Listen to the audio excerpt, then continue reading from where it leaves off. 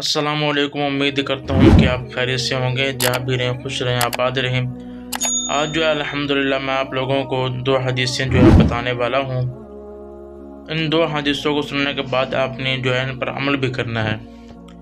हजूर ने फरमाया इन्नमल अमालु बिन्नियात, बेशक अमाल का दारो मदार नीयतों पर है। यानी कि जितनी ज़्यादा इंसान की नीयत अच्छी होगी उसको उतना ही ज़्यादा सवाब भी मिलेगा। मसलन कि कोई शख्स खाना खा रहा है, ठीक है, तो वो नियत कर ले कि मैं खाना खा रहा हूँ अल्लाह ताला की रज़ा के लिए। मैं इस खाना खा के जो मुझे तवानाई हासिल होगी, ताकत मिलेगी, तो मैं नमाज अदा करूँगा, रब करीम का जिक्र करूँगा, कुरान मजीद की तिलावत करूँगा। तो इस तरह की नियत कर ले, इंशाल्लाह उसको उसका सवाब भी मिलेगा।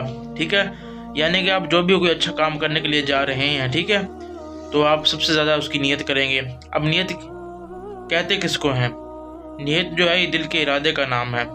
जो आपके दिल में इरादा होता है तो वो आपकी नियत होती है। मिसाल के तौर पर अब मैं यहाँ से जा रहा हूँ मस्जिद की तरफ नमाज़ पढ़ने के लिए, मैं घर से बाहर निकला, अब मेरे दिल में जो है नियत है, किस लिए जा रहा हूँ? नमाज़ पढ़ने के लिए जा रहा हूँ, तो ये मेरी नियत है। ठीक है, अगर मैं ये कर लूँ कि मैं रब करीम की रज़ा के लिए नमाज़ पढ़ूँगा, खूब दिल लगा के नमाज़ पढ़ूँगा और जो है नमाज को अच्छे तरीके के साथ अदा करूँगा, खूब ठहर ठहर के नमाज को अदा करूँगा, तो रब करीम की इबादत करूँगा खूब दिल लगा के, तो मुझे इसका सवाब भी मिलेगा। ठीक है, हजूर ने फरमाया कि इन्नमल अमालु बिन्नियात, के बेशक अमाल का दारोमदार नियतों पर है। और हजूर ने फरमाया कि तुम में से बेहतरीन है वो शख्स, यानी कि वो शख्स अच्छा है जिसका इखलाक तुम में से सबसे ज़्यादा अच्छा है। तो हमें चाहिए कि हम अपने अखलाक को बेहतर करें, अपने रवैये को बेहतर करें। पाक हम सब का हामी और नासिर हो। वमा अलैना इल्लल बलागुल मुबीन।